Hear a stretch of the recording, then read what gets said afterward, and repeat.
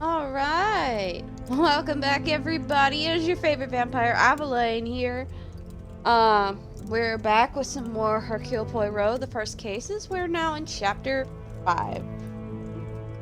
Now, last time, all we pretty much did was interrogate suspects and figure things out for the most part, and things are not always as they seem. As Angeline, oh crap. Sorry, that was my phone. But anywho, as Angeline dropped the little nugget that some of these guests have known each other for years. So we can come to the conclusion that they're all covering for each other. So, our job now is to figure out who's lying. Archibald? Let's see. That was just mostly the profiles. Let's start off with talking with Angeline this morning. Good morning, Detective. I hope you were comfortable last night. Bonjour, mademoiselle. The room was more than pleasant, merci. I'm afraid my mind was not in a state to enjoy it to its full potential, though. I can't imagine any of us slept soundly last night. Especially after we had a murder. Sorry. I didn't know where I was going with that. Hopefully, guilt will be weighing heavily on someone's shoulders this morning. Or perhaps on more than one set. I'm sorry if I was not much help last night, Detective.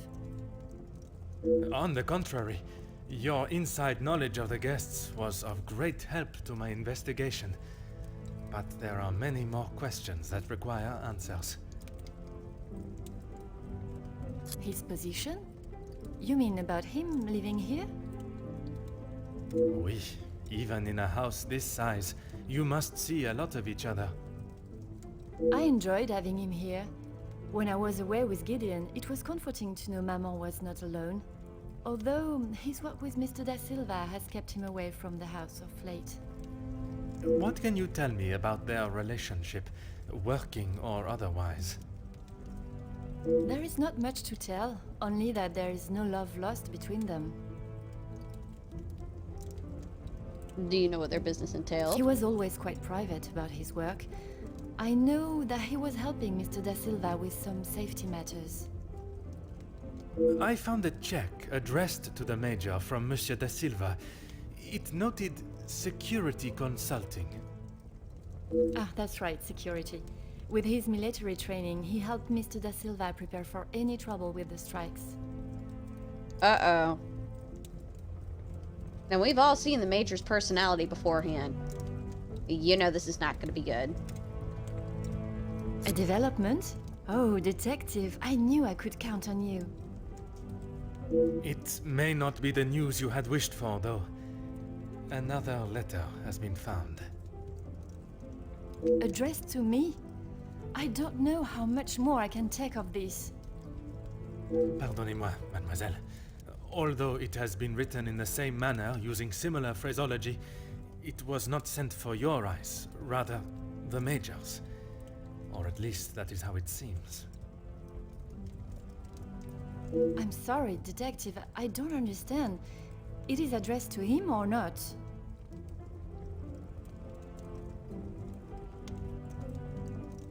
I found it in the Major's study yesterday while conducting my preliminary search.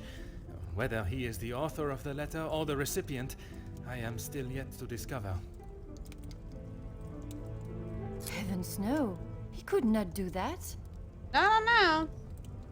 I mean, he did bully Poirot into, like, forcing him to arrest an innocent maid. You did not hesitate for a moment. Why would he do such a thing? And then to send a letter to himself? It just doesn't make sense. Merci for your time, mademoiselle. You are to a detective what an umbrella is to a traveler on a wet day. Sorry, I don't... Like... Useful? Exactement. Like, that's... It's a compliment. It's a compliment. But at the same time, I can't help but feel it's a little bit of a backhanded insult. Not really. I'm sure the writers actually wrote that as more or less a compliment.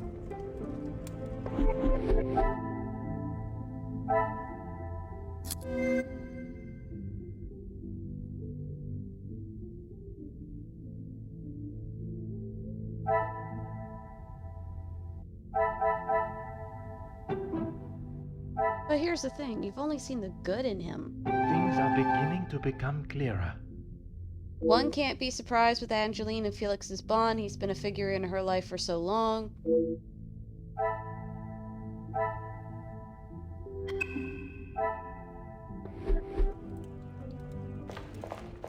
He's been pretty much a father figure to her all her life. Good morning, Detective. You slept well? I'm afraid I did not. I was hoping for at least a moment of pleasant slumber, but alas, it was not to be. Finding the Major's killer is the only thing that will put my mind at ease. In that case, Detective, what can I do to help? While watching the snowfall last night, I swear I saw the silhouette of a figure standing in the garden. In that snow? If someone was out there, we'd have another body on our hands. I realize how strange it sounds. I would not believe it myself if I had not seen it with my own eyes. That is right, we did see somebody in the garden last night. Staff have reported seeing things in the dark before, but it always just turns out to be shadows. It was likely just your mind playing tricks. I don't know. I mean, don't get me wrong, I've seen shit before. I honestly have seen shit before.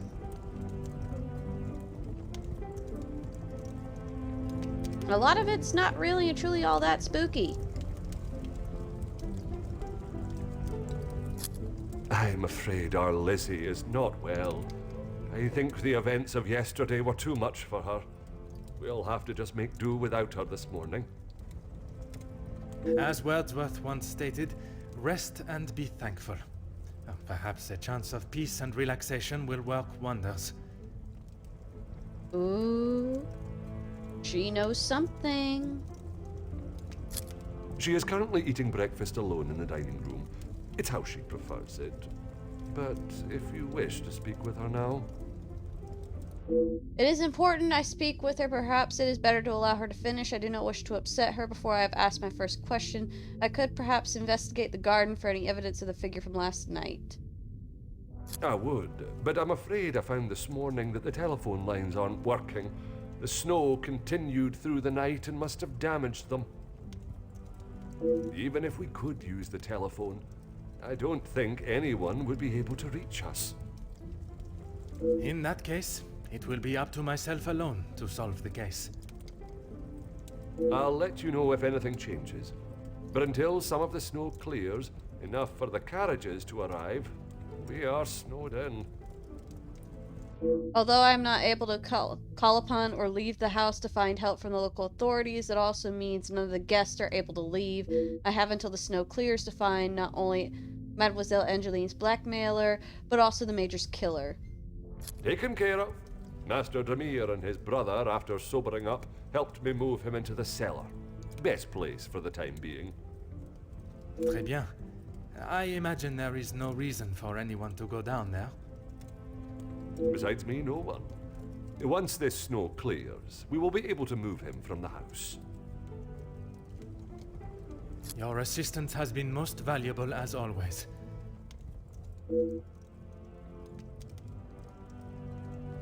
Oh yeah, that's right.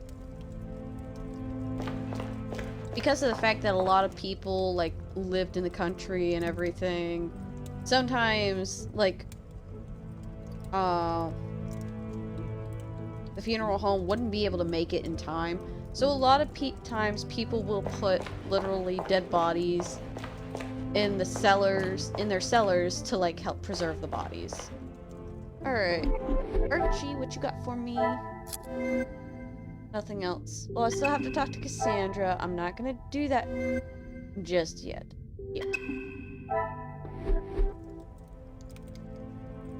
Alright. So, I can't go back upstairs. Let's head out to the garden, check out the garden. It should be warm enough. I should be fine. Even though, granted, in this snow, I should probably wear a heavy coat. Like my overcoat. Finding evidence of the figure last night will, on one hand, confirm I am not seeing things as Monsieur Sterling suggested, but on the other, pose even more questions that must be answered. Huh. Small trail of footprints in the snow. The Major was seen walking around here yesterday. And then... Ooh, a well-made lighter with the insignia of a military regiment. The Major must have dropped it. That must have been how he lit his cigar.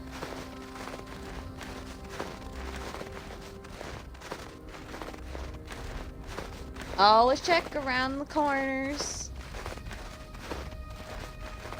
Corners makes for some of the best hiding spots. I should know. Because usually when I play Dead by Daylight, it has almost disappeared in the snow. I doubt we will see too many birds in these conditions.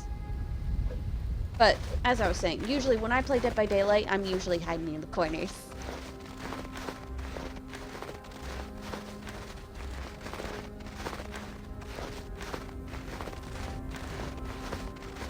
So now we know how the Major lit his cigar. Oh. House is completely snowed in. Does not look like we'll be going anywhere anytime soon. Snow is still falling, and I am hardly dressed for the occasion. Perhaps Madame Vanderbosch has finished her breakfast and is ready to answer my questions. No! I haven't explored the rest of the yard! Shit! No! Meh! I'm upset at myself! I am so upset at myself! I haven't explored the rest... I should be fine. That's the salon. Might as well get this over with. A rookie mistake. I should have known better.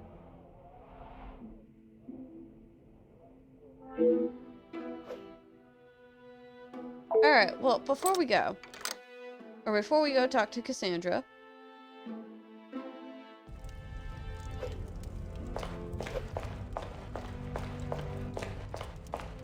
Poirot, you and those red shoes. That's the butler's pantry.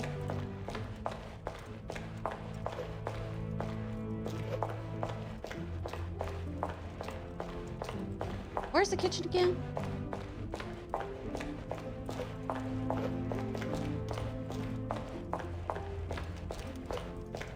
I got lost. I got lost. How the hell did I get lost? Quite easily. I got lost quite easily. It happens.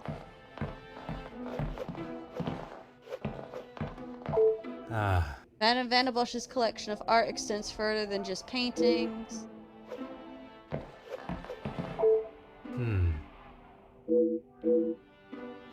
Yeah. Fallen snow has laid a beautiful white blanket over the countryside that surrounds the house. Cassandra, I'm not talking to you just yet, but I am gonna go ahead and just, like, check out the windows and everything. Just cause I don't want to get rid of it.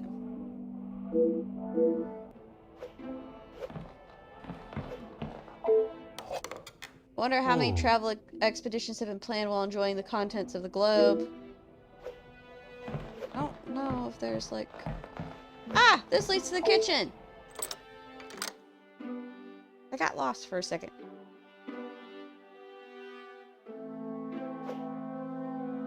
still mad at myself. Oh.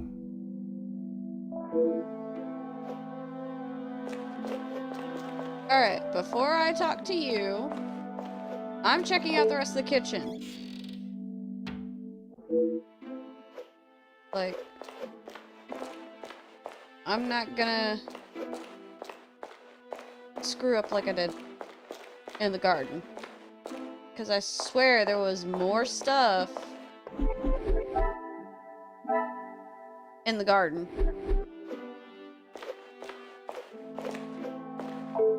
Bonjour, madame. You must be the wonderful cook.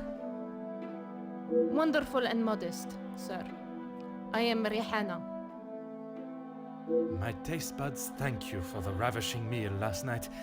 It has been some time since I ate so well. Glad to hear it, sir. S'il te plaît, madame. A detective is fine. In that case, mademoiselle is fine for me, and I will ignore your presumption of marriage. Très bon, mademoiselle. You've been with the Vanderbush family for some time? That's right. I've seen staff come and go, but a house always needs a trustworthy cook. I agree. But if I was to eat what you prepare every day, I fear I may be the size of La Maison. Not a bad thing, detective. You could do with some meat on your bones. Well, with the snow still not clearing, we may be stuck here for the weekend. Perhaps I should look to adjust my pantalon buttons. That's another thing, too. He's a huge foodie. Hercule Poirot is a huge foodie. I understand you took some ice to the Major yesterday? I did. Monsieur Archie told me what had happened. Bruises can swell fast, so I took him some ice to bring it down. Strange. Monsieur Sterling told me it was the Major that requested the ice. How was the Major when you saw him? Grumpy, as always. I suppose one would not take kindly to being punched as he was. Punched or not, he was as ungrateful as ever. I shall not keep you any longer. Merci, mademoiselle. But yeah, Hercule Poirot is a huge foodie. Alright, there we go. And now to go talk to Cassandra. I'm not looking forward to talking to her. Live at beach.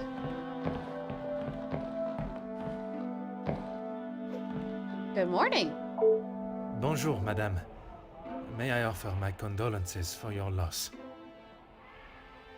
Thank you, Detective, but they are not necessary. What can I do for you? I was hoping you would be prepared to answer some questions. If I must. Why would someone want to kill the Major? I'm sure you're aware he was not the easiest man to get along with. His hot temper made him a number of foes. So even she was aware of his temper. A hot temper is reason enough to kill a man. His mouth often acted before his brain. Perhaps someone had grown tired of dealing with it. You suggested why someone might kill him, but who do you believe would do it?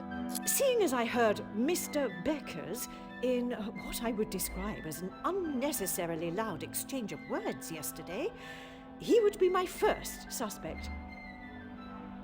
You heard them yourself. How could I not? The volume they were shouting at, I could hear them from the study in my room. You did not think it fitting to tell me this yesterday? I didn't think Felix was going to wind up dead and a murderer loose in my house. My apologies, Detective. Although I must learn more of this argument is not Madame that I expect the answers to come from, rather Monsieur Becker's. He has a great deal of explaining to do. I assume you are talking about the supposed blackmail letter. Oui, madame. You know of it? It arrived shortly after the first. Rather coincidental, if you ask me. I'm not sure I understand what you're trying to say, madame. He no doubt had secrets hidden away. But do you honestly think Felix had anything of value to his name worth threatening him for? Perhaps you should enlighten me. Well, he was here, living in my house, eating my food, prepared by my staff. Does that answer your question, detective? How do you think the Major came to have the letter? I wouldn't put it past him to have written it himself, in the hopes of getting some sympathy from me. And the other letters? He probably wrote those too. If Angeline paid the first, that would have given him the money to pay the second letter. He is the White Knight, saves the day, and expects to live here happily ever after. I did not expect Madame Vanderbush to be so blunt with her thoughts towards the Major. I was under the impression there was more to their friendship, not less. Ooh. Now that he's dead, she can freely speak her mind. It is quite the nefarious plan that Madame has laid out for the Major. I'm not sure I can believe he would go to such levels of deceit. I'm sure Mademoiselle Angeline will have an opinion on the matter. What is it you wish to know? I'm pretty sure she's just like, okay, I'm done with this. You two have been friends for some time now. And while I do not mean to pry, has your relationship only... If you are trying to insinuate that Mr. De Silva and I are running around like schoolchildren, you could not be further from the truth. He was friends with my husband, for goodness sake. Oui, I understand they worked together. Investments, if I am correct. Mr. De Silva was the voice of reason that my husband should have listened to more often, instead of throwing our money at businesses that were already on the verge of bankruptcy. Merci, madame. I shall not bother you any further. I have gathered all I need for Madame Vanderbush and Mademoiselle Rihanna. I should return to the Great Hall.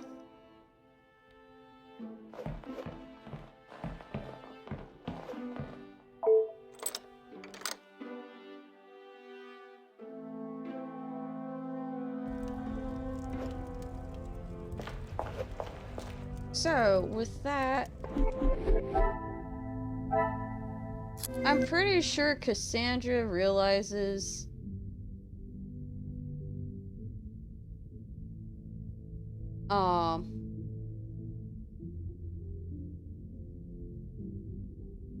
Cassandra realizes is that now that the Major's dead, he can't do anything to hurt her or leech off of her. And he probably was the blackmailer. Because now she realizes she can speak pretty freely about Pieces this. of the puzzle are finally coming together. Angeline and Cassandra have different impressions of the Major. There must be a reason for this. So now to talk to Angeline and see what she thinks. Is there something I can help you with, detective? Your maman did not describe her friendship with the Major in such a positive light. You have got the wrong end of the stick, detective. Maman has snapped at him recently, but it was nothing more than that. It was something to do with the letter. I heard them in the library before Maman shouted and he stormed out of the room past me. Could it have been the blackmail letter that instigated their argument? Why would Maman be upset with him over the letter? Madame is of a very different opinion from yourself regarding his connection with the letters. She believes him to be the author. That is what she told you? She has always been one to make a quick, if not rash decision, but she cannot truly believe that. Was the Major aware you had picked the first blackmail letter? I don't recall telling him directly. I did not want Maman to find out it had been paid. If he knew, surely she would. Madame believes he may have been behind all the letters, and taking your payment of the first, then used it to pay the second and be the hero in you and your mother's eyes. I never knew Maman had such an imagination. Where would she get a story like that from? That is a question I was hoping you may be able to answer. You have met him. Do you really think he's capable of such a devious plan? Yes. Yes. I'm sorry. Maybe at one point he was a good man. But when it boils down to it, the man was a leech. It is a plan only the most crooked and underhanded could create. Is that the Major? I am not so sure. Yes. Yes. Especially with how a lot of people say how he treated Cassandra. The more I think of Madame's story, the more ridiculous and obscure it sounds, but that does not mean it can be ruled out. I shall not keep you any longer. Merci, mademoiselle. And there's Gideon in the corner. Good, goody, goody. Gideon, you're next. I No, must act on thought and fact. not impulse. Yeah, we know.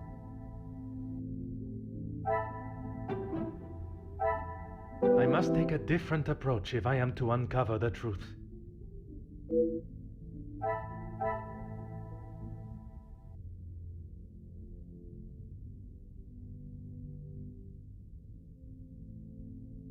Hmm.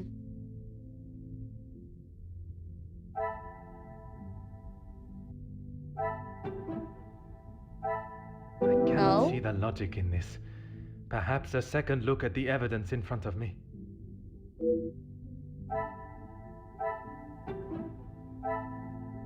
What a revelation! I wonder if the blackmail had a greater effect on their relationship than expected.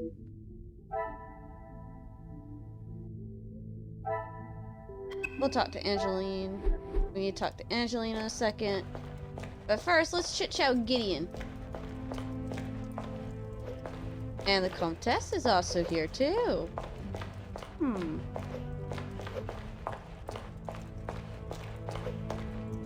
Bonjour, Monsieur Demir. Detective Poirot, how are you? The truth, Monsieur. With each step towards uncovering the blackmailer, I am thrown 2 steps back as to the identity of the Major's killer. Is there something I can help you with? After investigating the crime scene yesterday, I asked Monsieur Sterling to move the body. Archibald came to me and asked for my help in the matter. My brother and I dealt with it. Merci for your help. It is a job that only the professionals should have to undertake. It's a job that had to be done, although it may have affected my brother more than I. How so? At the sight of the body, the color drained from his face.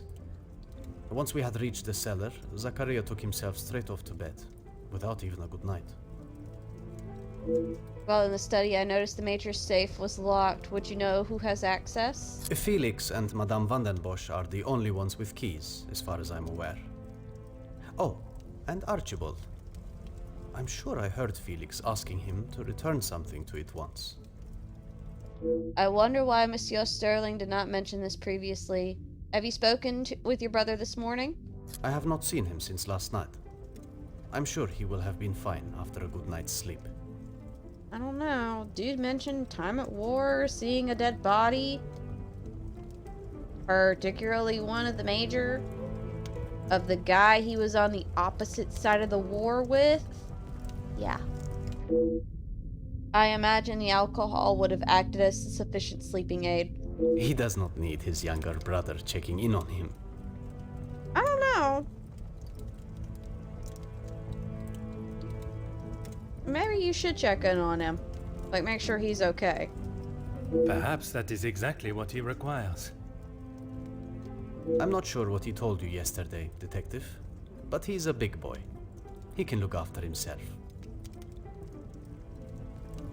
I worry that may not be the case, Monsieur. His time in the war came up in conversation more than once during our conversations. He's still talking about it?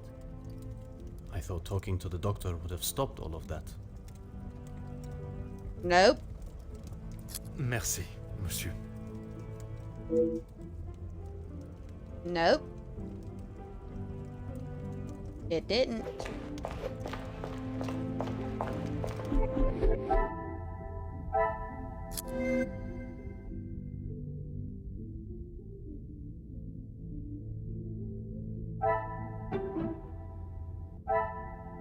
Some would say a lucky guess. I would say a moment of genius. I have heard of men returning physically from war, but their minds remain on the battlefield.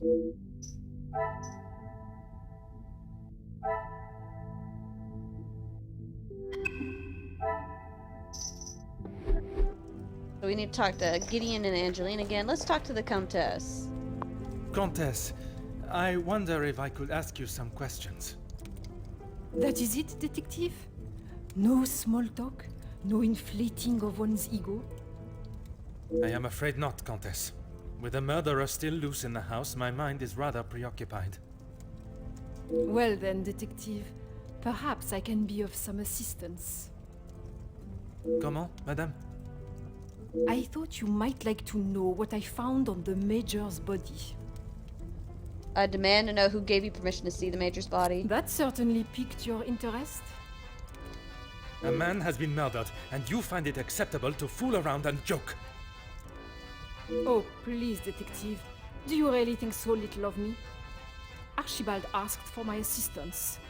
He knows of my medical training from my days as a nurse, and I thought I would be able to help. Even if it has been some years. It was not his place to grant you access to the body. I shall remember to keep my assistance to myself next time. A single stab wound, which you no doubt already knew. The knife was held in their right hand. I would say their predominant hand. I pride myself on order and method, and this is far from either. A suspect in a murder investigation has examined the very victim that they are suspected of killing. It's like something out of a crime novel. Hey, hey! Hey, hey! A little, fourth wall breaking there. Because technically, Hercule Poirot's, books are all crime novels. Judging by the depth of the wound, I would say there was no great force put into the strike. More a sign of defense than attack. If I had to say what weapon was used, a small sharp knife or dagger. This may confirm my suspicions of the Major's knife being used to kill him. I understand it may be difficult for one to keep such information to yourself, but I ask you to try. Your involvement has already tainted my investigation. You are welcome, detective. When my superior officer hears of the goings-on in this house, I will surely be seeing the green fields of the countryside once more.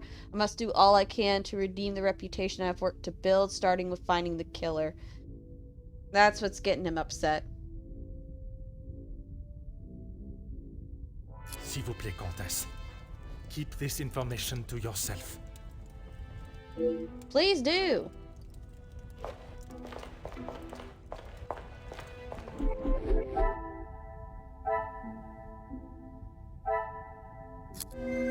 So, now it confirms that the murder weapon was either a dagger or a knife.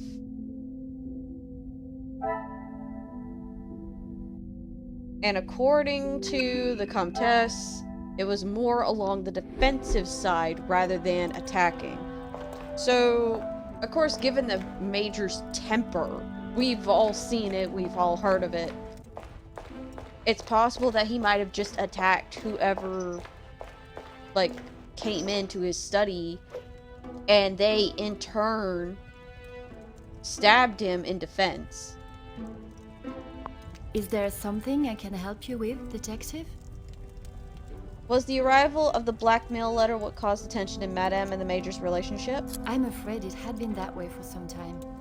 Maman is not forthcoming with her emotions, as I'm sure you are aware, but I could tell she had not been happy with their arrangement for the last few months. What gave you that impression? There was not one particular thing that she expressed, it was just the way she spoke to him and of him when he wasn't present. I shall not keep you any longer. Merci, mademoiselle.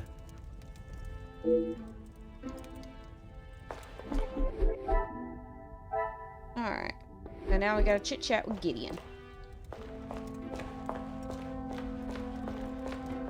Oh. It's just lighting that up. Okay. If it will help you find the Major's killer, of course. Your brother was seeing a doctor? When he returned from the war, he was a different man. Everything became about what he had seen. I cannot speak from experience, but I can only imagine the horrors he must have witnessed. The first weeks he would wake in the night, screaming. I found him one night, cowering behind the desk in the study. When I tried to help him out from beneath it, well, it was the first time I had ever feared for my life. That is not why you two are no longer close? And not at all, Detective. We were always very different in nature. While I had always wanted to follow an academic path, Zachariah was more of a free spirit. Or at least as free as our father and the laws would allow.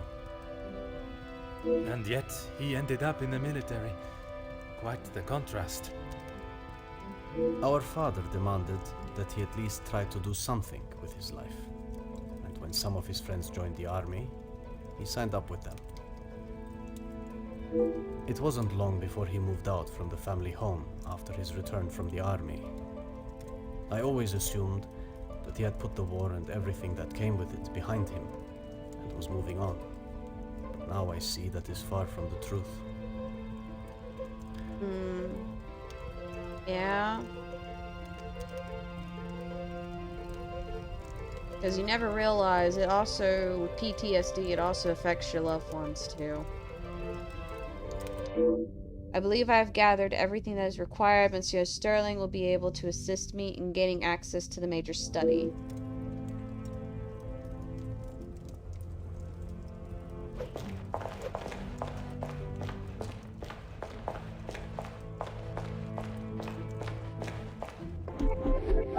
Alright.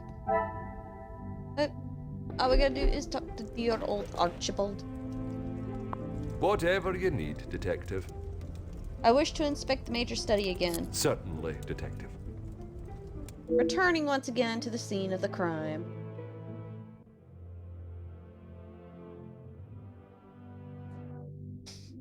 The room is still a crime scene and should have remained untouched, but it looks as though it has been ransacked.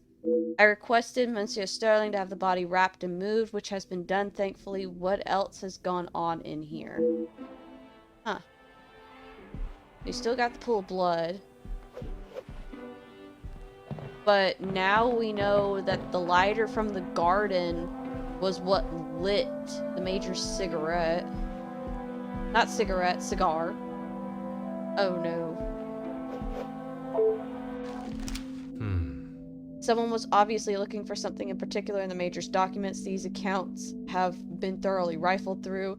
The Major has recently taken out a large loan, and the interest rate is astronomical. Oh. That's not good. Addressed to the Major with no return address.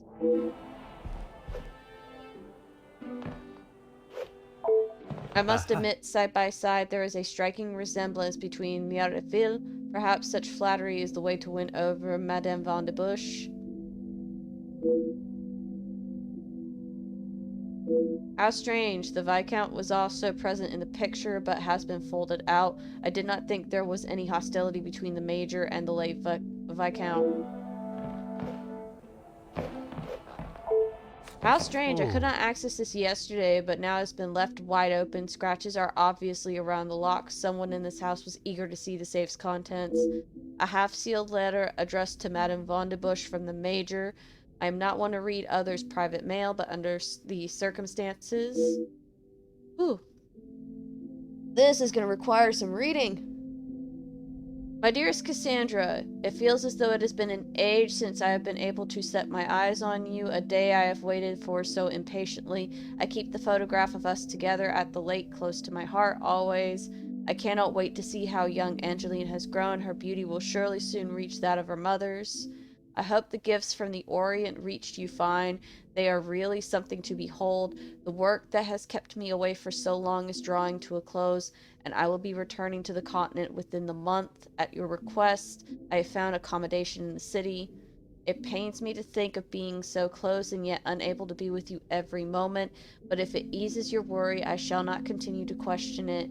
I will arrange for a visit to the house. An old friend returning will surely raise minimal suspicions. I understand that the Viscount is also currently out of the country. I hope you have not felt the strain of loneliness take over, and it will not be long until we are reunited. Until that day, until the end of mine, my heart is yours. Major Felix Hagen. It seems there is a great deal of Madame Von de Bush and the Major's relationship that she has withheld. It is clear from this letter that their affection for one another has been more than that of friendship for some time. The mention of young Angeline suggests this may go back as far as 20 years. Ooh, that was a lot of reading.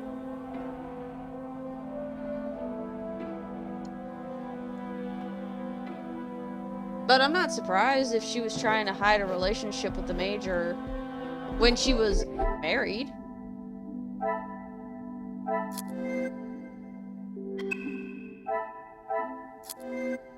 Maybe she didn't marry the Viscount for...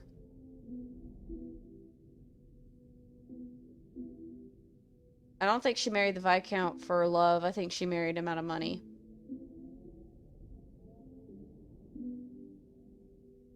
Let's see.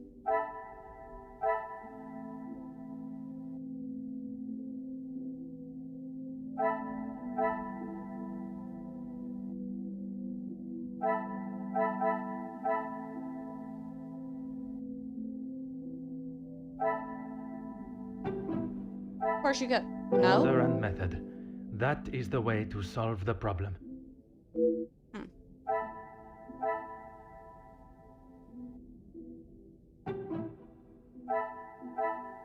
Come, my little grey cells. We must think logically. Aww.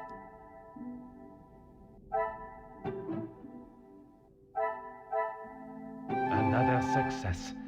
I never doubted myself. The Major paid the letter that was addressed to him. He may have been worried enough that something would be released to the public, but what? So he took out a loan to play the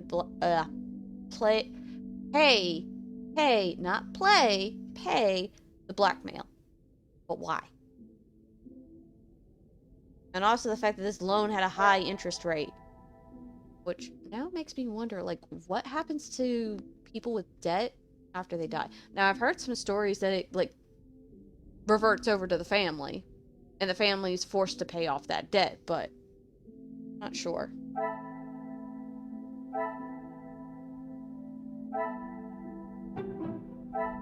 This will not get me any closer to my goal. Work at all.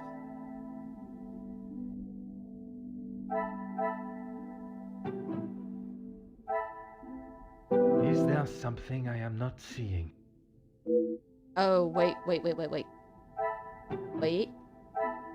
No. will not get me any closer to my goal.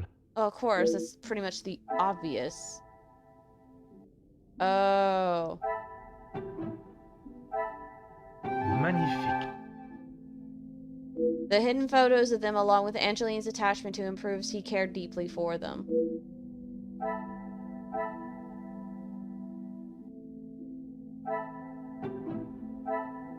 Order and method. That is the way to solve the problem.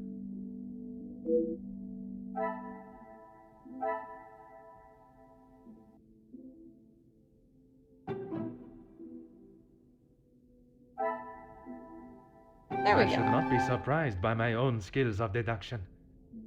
I believe the Major would do everything to remain in the comfortable life he's accustomed to, but would he stoop so low as to fake a blackmail letter? I would say yeah.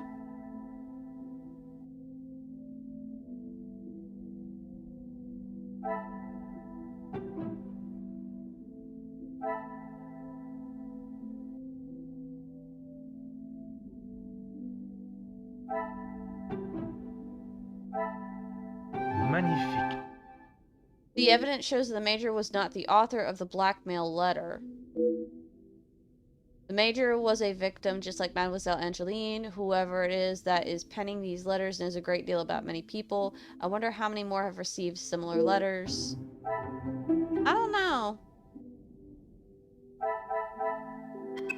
But then again, I think the guy's a leech. The uncertain connection between the Major and the ransom has been resolved. The Major was being blackmailed. The letters were not written by his hand. What remains unresolved is why the Major was being blackmailed. 2 cases of extortion under one roof. The question of their relationship must be asked. The Major's secret is anything but obvious from his letter. I now have a blackmailer and a murderer and their weapon to find. If the correct process is followed, they shall all be found swiftly. I should take my leave. This room has already revealed enough new insights into the Madame's and the Major's lives.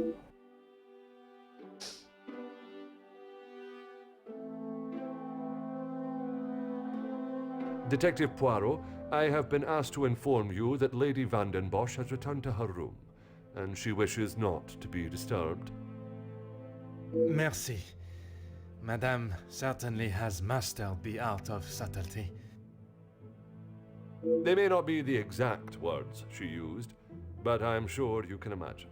Excuse me, I have some further duties to attend to in the pantry.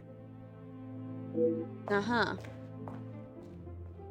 Perhaps I should take this opportunity to search the top floor now that there is no one to disturb me. There is one room that holds particular interest. I should inspect the storage room while I have this rare opportunity. Alright, let's go.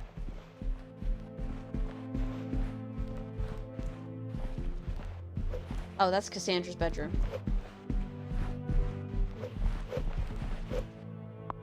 Huh.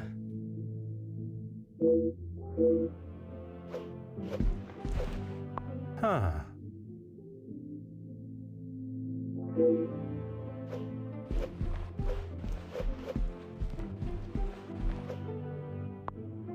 The reason why I'm doing this is because there's an achievement that you get for inspecting all the paintings. Hmm. There it is! And of course, as soon as I say something, I get the achievement. Ah.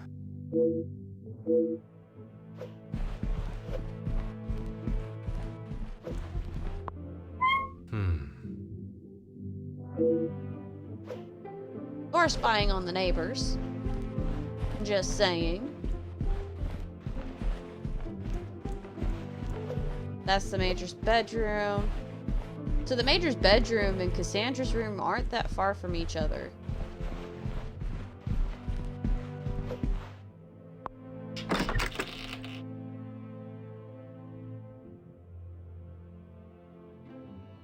So,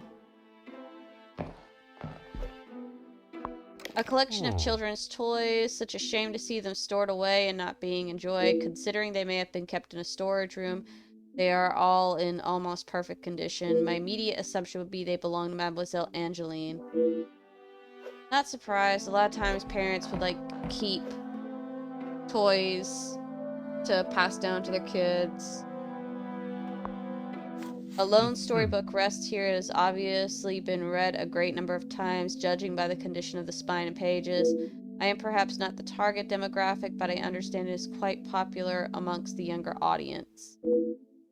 To the real lady of the house, happy birthday. Watching you grow into a proper young lady has been more than words describe. All my love, Felix. I would not have expected to find such a heartfelt message written by Monsieur Hagen and to Mademoiselle Angeline. Is this the usual inscription you would find from a family friend? No. I cannot seem to get a straight answer from anyone regarding the Major. I know he has been friends with Madame Vandenbush for some years, but I must find out if it was anything more. It has to be.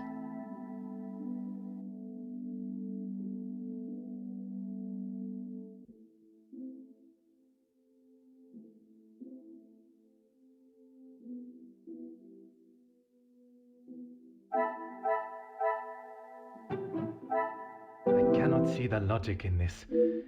Huh. So, we know the Major... Is there something I am not seeing? We know the Major really cared about Angeline and Cassandra.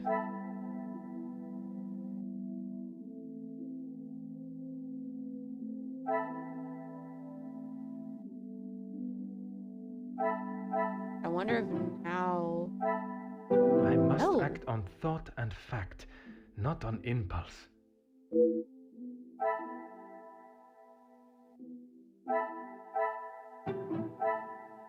What a revelation! It seems the Major has lived rather comfortably in the Vandenbush house for many years. And because of that, he relies on their accommodations and everything. Was there anything back here? Grandfather clock? Ah,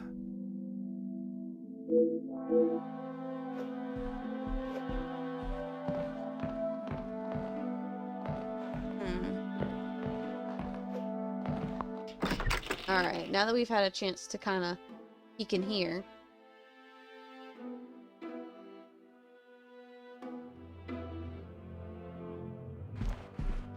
Time to go talk to Angeline.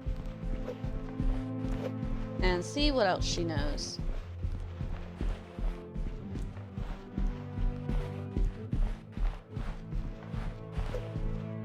Oh, you're gonna head downstairs.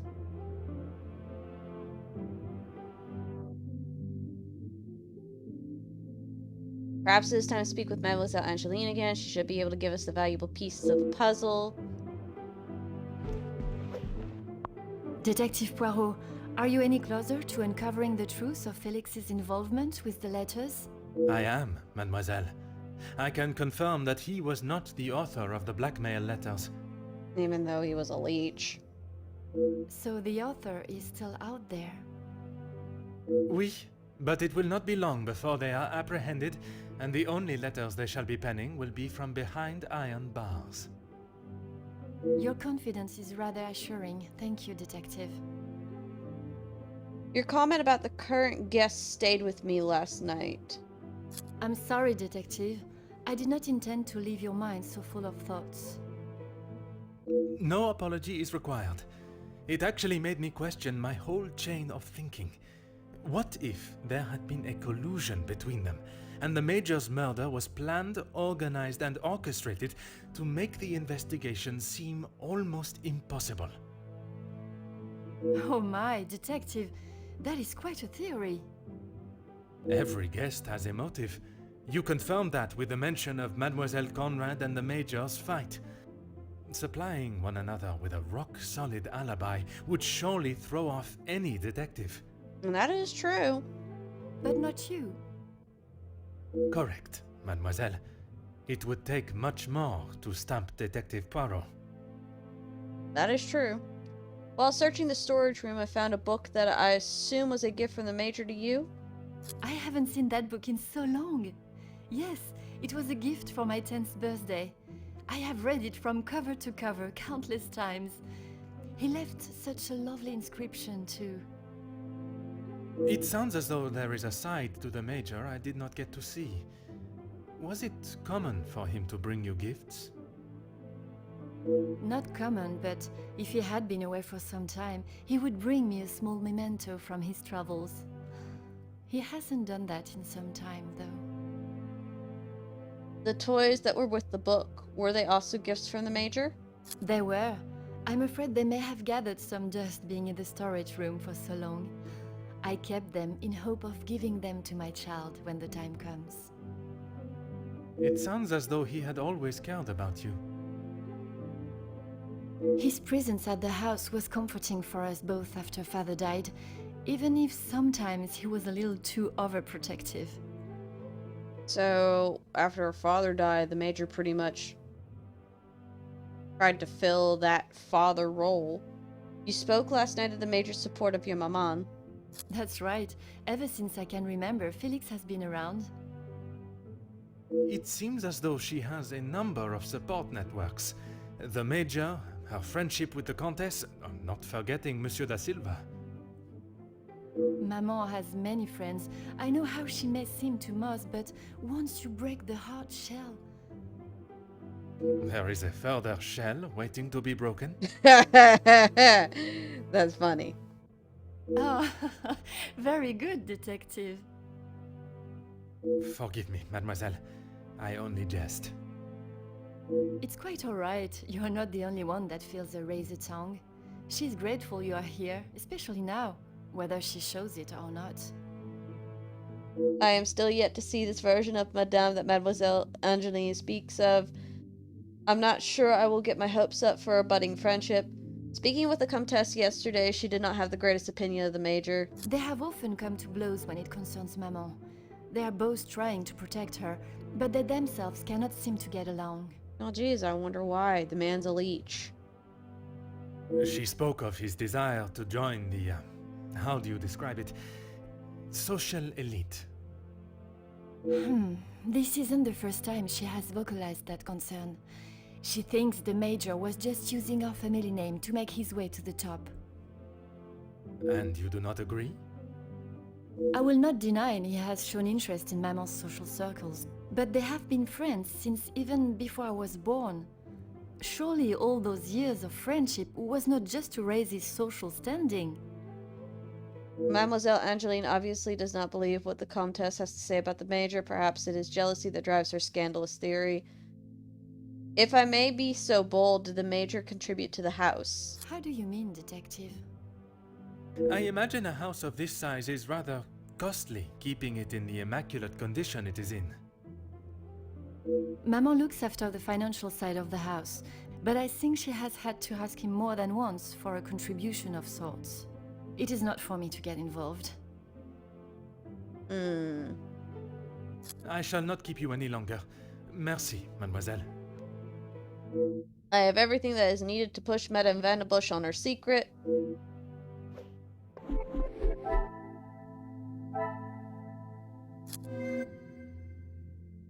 I was actually hoping for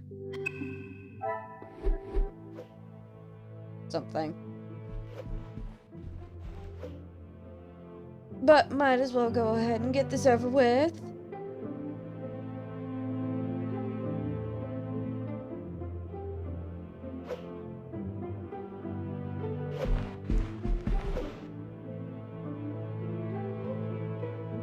I don't normally break into people's bedrooms. But I gotta do this. Ugh, this is the one that I had the most trouble with. I honestly hated it when I had to talk to her. And this was my first go.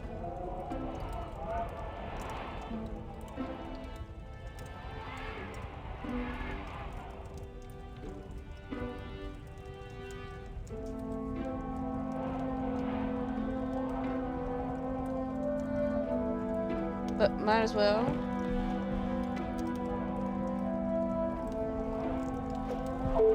Detective Poirot, what do you think you are doing in here? I have something I wish to discuss with you. Well, I hope it is important enough to justify barging into one's bedroom. I knocked! I assure you it is. Good, because this has gone on far too long. We are snowed in this house while a murderer runs amok. I can understand your frustrations, but it is not as simple as... You were once an incompetent officer, and now it seems you are just as incompetent as a detective. Oh, I am not about to. You're lucky I can't jump through the screen. I had a little bit of sympathy for you before. That sympathy's gone. Let me smack her.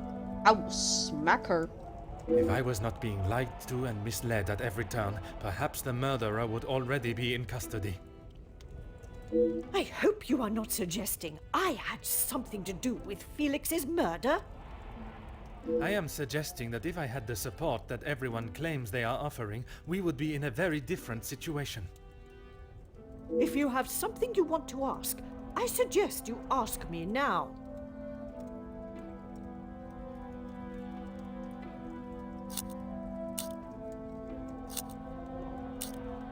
We met before Angeline was born, so he was often at the house when she was growing up. And where was it you two met? I was attending an event. Felix was also in attendance as a serving officer. A conversation was struck. So, it was not through the Viscount that you two met? I did not require my husband to start conversations on my behalf. It was you that instigated it then? My, detective. That active imagination of yours has taken you on quite some journey. Madame is attempting to deflect from a subject she obviously does not feel comfortable discussing. Edwin spent much of his time away on business before Angeline was born. Felix was a welcome distraction from the loneliness of the house. You were alone in the house? The staff continued their duties, of course, but trying to get any sort of sophisticated or cultured conversation from them was like drawing blood from a stone. And when Angeline was born? Edwin remained at home. It was his duty as a father. And the Major? He had his own business and life to tend to, but we remained in touch via letter. Around the time of Edwin's passing, Felix had relocated to the area. Madame is incredibly coy and brief with the information she offers, but with the Viscount's death coinciding with the Major's return, surely a mere coincidence is too far-fetched. I'm sure he has hundreds of letters in there. Most of them could and should have been thrown away a long time ago. You are going to have to be more specific. I refer to the letter addressed to you, the one of a romantic nature. Romantic nature? Oh, please, detective. Felix did not have a romantic bone in his body. I don't know about that. He made his intentions quite clear in the letter. I must admit, I myself was surprised. You really do have quite the active imagination, detective. If that is how you wish to interpret it, so be it. But I can assure you, the Major did not think of me that way, and certainly did not include it in a letter. I think that is all for now. Merci, madame. Okay.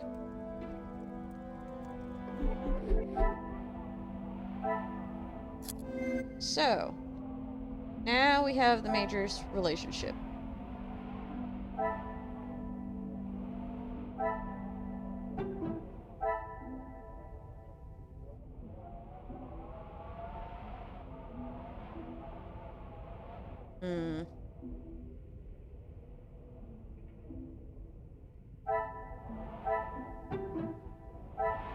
Come, my little grey cells. We must think logically.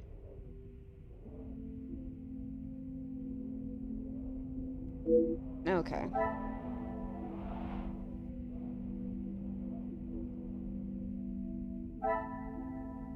So she claims that she didn't have, or the Major didn't have any romantic feelings for her.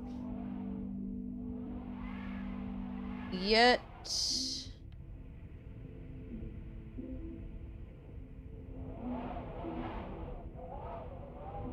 he lived in the house. I must take a different approach if I am to uncover the truth. He lived in the house, just about rent-free.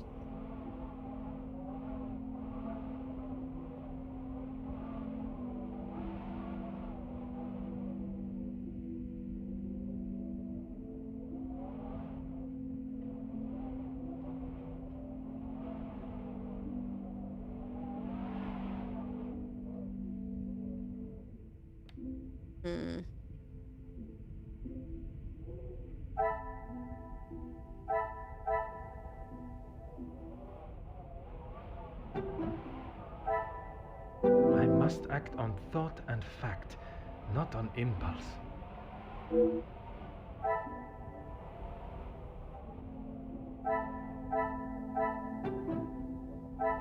Another success. I never doubted myself. It is obvious that the Major cared for Cassandra. That is no surprise to anyone.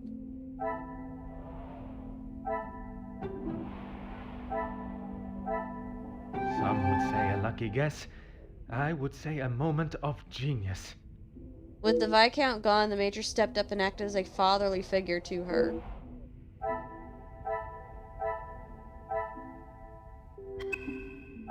Which, I'm not surprised. We already made that assumption.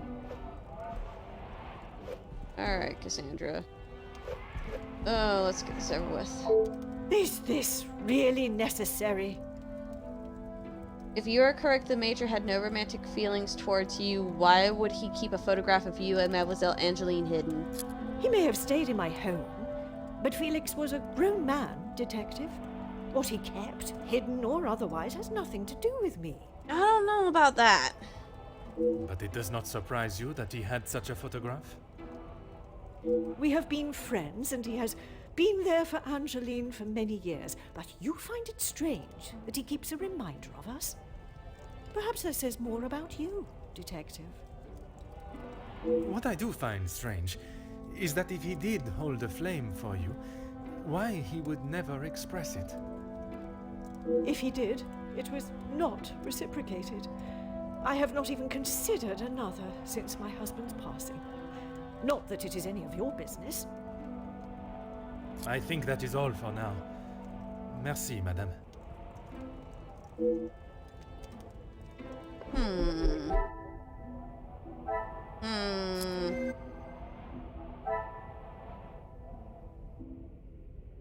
You keep saying. You keep saying. I should not be surprised by my own skills of deduction. But the fact of the matter that you rarely ask the Major for contributions, except for occasionally, and the fact of the matter that he pretty much lived in the house rent-free. As much as she tries to deny it, Cassandra shared the Major's feelings in some capacity. She probably cared for him. And it was probably more platonic. Is this really necessary? Yes, it is really necessary. Who I allow in my house is none of your business. I do not have to explain anything to you. I did not think you were one for charity. I would not expect you to think much of anything. There is no need to talk on it any further, but I'm sure you will remember that, financially speaking, we have had our issues. I have all the evidence I need to confront Madame Von de Bush. It is my approach to the questions that I must consider. She will no doubt be defensive when pushed, but that may be the only way, as she will not give up any information she does not want to easily.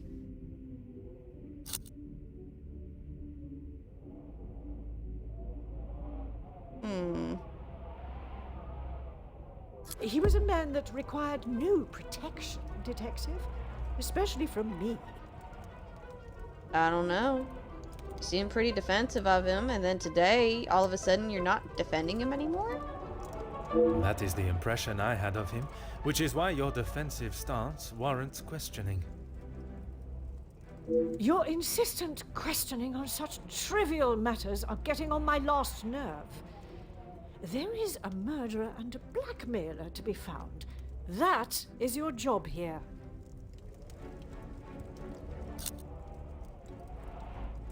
Judging by the Major's words in the letter, it was not the only one that he sent declaring his declaring his love, n'est-ce pas? How many times do I have to tell you? There was no romantic feelings between us. I have grown weary of this conversation, Poirot. There is nothing more to say.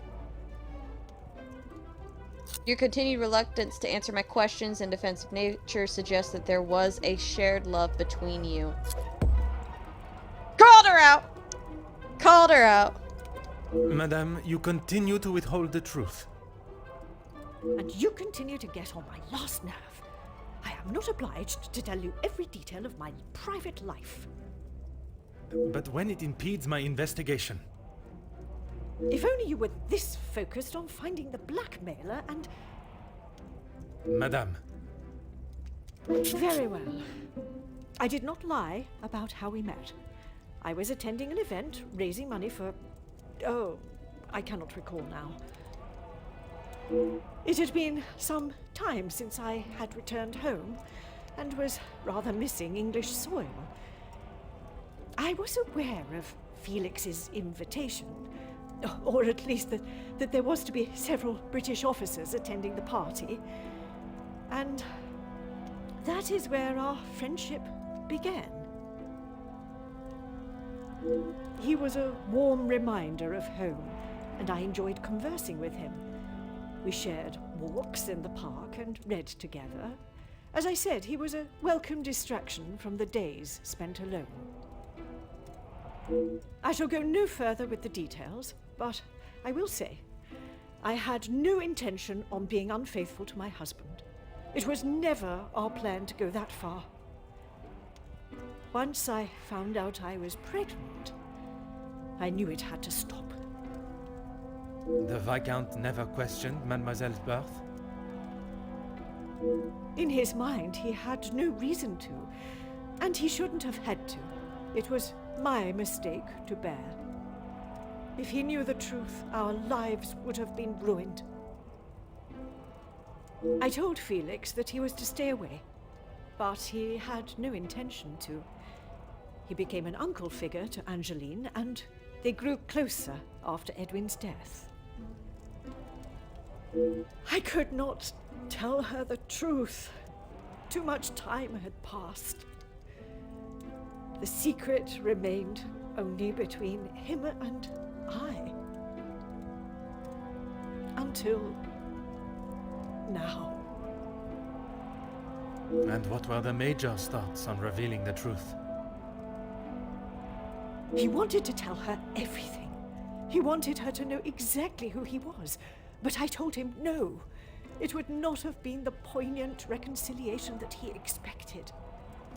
She would not understand.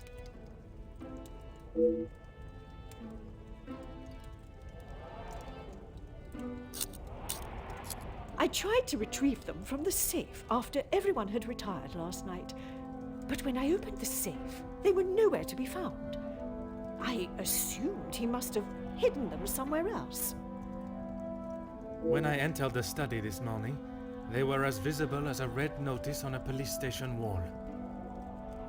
I would appreciate if you did not compare them to the face of a wanted felon. Pardon, madame. But that does mean someone else in the house has seen them. I don't understand. Why would they return them? A mystery that is still yet to be solved. Madame was beaten to the safe by another. It seems we also have a thief within the walls to add to the list of criminals, but a thief that returns their spoils. It must be. But I have told no one. And the Major? Felix promised me he wouldn't tell a soul, and I believed him. Not even if he wanted to. If the Major had let slip even once throughout the years, perhaps in an intoxicated state, it is a secret that many would seek an opportunity to gain from. You did not think anyone knew, and that is why you disregarded the letter. If you bow to these criminals, they will only try to claw more from you. And yet you were letting a leech live in your home. I think that is all for now. Merci, madame. The uncertain connection between the Major and the ransom has been resolved. The Major was being blackmailed. The letters were not written by his hand. What remains unresolved is why the Major was being blackmailed. 2 cases of extortion under one roof. The question of their relationship must be asked. The Major's secret is anything but obvious from his letter. I now have a blackmailer and a murderer and their weapon to find. If the correct process is followed, they shall all be found swiftly. I should take my leave. This room has already revealed enough new insights into the Madams and the Major's lives. I had my suspicions that Madame Van de Bush and the Major shared a romantic relationship, but I did not expect the revelation of his connection to Mademoiselle Angeline. I am now one of the very few that hold Madame's secret. So in other words, Angeline is not the Viscount's daughter. She's actually the Major's daughter. The Major and Madame Von de Bush kept it secret for so long, but now someone's using that secret to blackmail the Major. And they're also using it to blackmail Cassandra. So you gotta wonder, who is doing it? And whoever it is, they're the ones who murdered the Major. I just want to take a look. See? It's stuff that I haven't looked at before. Alright. But with that being said, we can now exit the room. Now that we have chit-chatted with Cassandra. That was a little easier than the first go-round.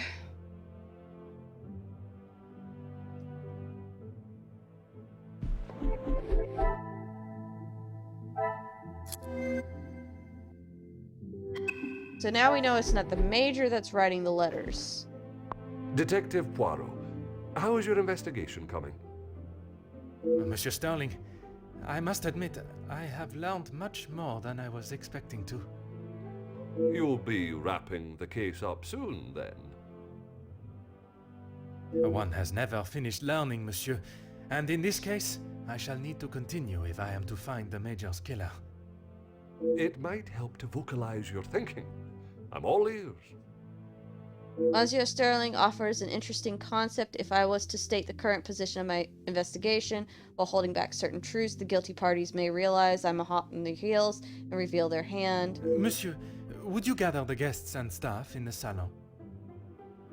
Right away, Detective. Can I ask for what reason? I shall reveal all once everyone is together. And that leads us to Chapter 6.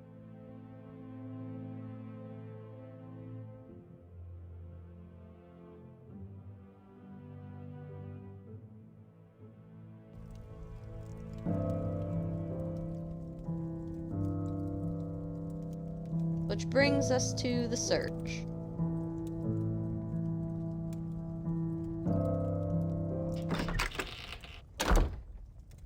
Detective, what is the meaning of all this? Madame, I ask that you all lend me your ears for only a few moments. What I have to say is of great significance to everyone. You are all invited here to celebrate the engagement of Mademoiselle Angeline van den Bosch and Monsieur Gédéon Demire, the coming together of two prevalent families. But the celebrations were short-lived, as Major Felix Hagen was found dead in his study by a young servant of the house. It then became my responsibility and obligation as a detective to uncover the truth behind his demise. My initial examination of his study exposed a number of things I did not expect to find. Things I have no desire to divulge at this time, but what I can say is this. It was no simple murder. A letter demanding ransom for a continued silence confirmed this. I am sure some, if not all of you, have heard whispers of a series of blackmails that have plagued the social elite in recent weeks. After hearing of the letters in the Major's study, you may ask if it was him behind the letters. You may further ask if he was preparing his next threat to another unsuspecting victim. It is a question that crossed even my mind. That was until I sought the truth. That in fact it was the Major that had fallen victim to our blackmailer Mystérieux. Last night I spoke with you all, confirmed your whereabouts in the house over the course of the evening, and while I would have expected such questioning to reveal a potential suspect, what I learned was that it could not have been one of you. What do you mean, not one of us? The man was stabbed. He hardly did that to himself. There is still a killer in the house. Pardon, monsieur, if you would allow me to finish. It could not have been only one of you. Rather a partnership, in cahoots, if you will. Conversations today have revealed facts that I was not expecting to discover. And although they may have muddied and complicated my investigation, what I must do to bring the guilty parties to justice has become clearer. Those of you that spun stories in an attempt to confuse and derail my investigation have made a grave mistake in underestimating my intelligence. Other detectives may fall for such deception, but I can assure you, Detective Poirot is no such fool. My investigation is far from over, and swift justice shall be dealt to those that have committed such appalling acts and have continued to mislead and lie to protect themselves. Now, I must continue mon enquête, and I shall leave you to consider that you may be beside a cold-hearted killer. Bonsoir. Monsieur Sterling, un moment. You made Poirot mad. You don't make Detective Quite the Poirot mad. speech, Detective. Merci, but it was not made to entertain, more to warn the guilty parties that I am hot on their heels, no matter how clever they believe themselves to be. Well, if there is anything I can do.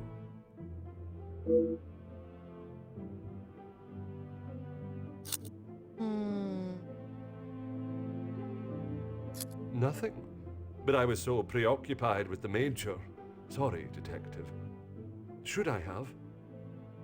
Perhaps it was just my mind playing games again. Maybe one of the guests got lost and wandered in. If a guest had taken a wrong turn, finding themselves in the Major's bedroom first, I am sure they would not have proceeded through the next door unless they were not lost at all. Master Hagen had a key, obviously, and Lady Vandenbosch. Monsieur Demure was quite sure Archibald also had a copy of the key. It is not something one would easily forget. When requested, aye. If something is required from there when Master Hagen is not around. Forgive me. If he is not around, how is it you access this safe? It's not what you think, Detective. What I think is that you have been trusted with a copy of the key, and you have lied to me about it. Ooh, here we go. I only lied because of the trouble I can get into with Lady Vandenbosch. At this moment, monsieur, you should be more worried about the trouble you shall find yourself in with the law. I know how it will sound, but I lost my key. I must have set it down somewhere, and it has been tidied away. Master Hagen asked so rarely for me to go in the safe, I didn't think it would be missed. Monsieur Sterling's story of his lost key strikes me as rather coincidental. The Major's safe is broken into with documents ransacked, and letters involving Madame Vandenbosch's secret left out. It is a crime with no apparent purpose. Is that really necessary? The murderer remains at large, and there is still no sign of the weapon.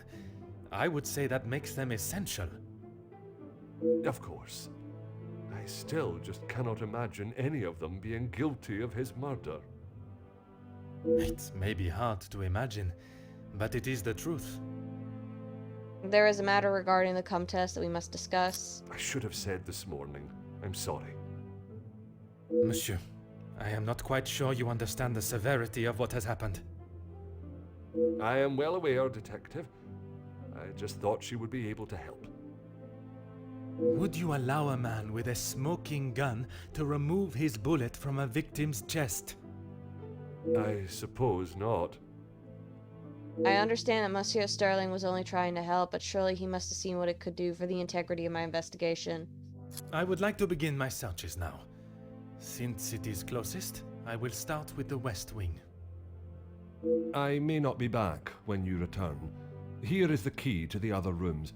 Please return it when you're done. Merci. I shall guard it with my life. First, let us pay the Comtesse a visit. Alright. Before I can accuse anyone of any crime, I must be sure if they are working alone or with another. This is a perfect opportunity to find evidence of any collusion and look for the murder weapon. Alright. This is all we got for the new mind map. Oh, excuse me. However, I am not going to continue this.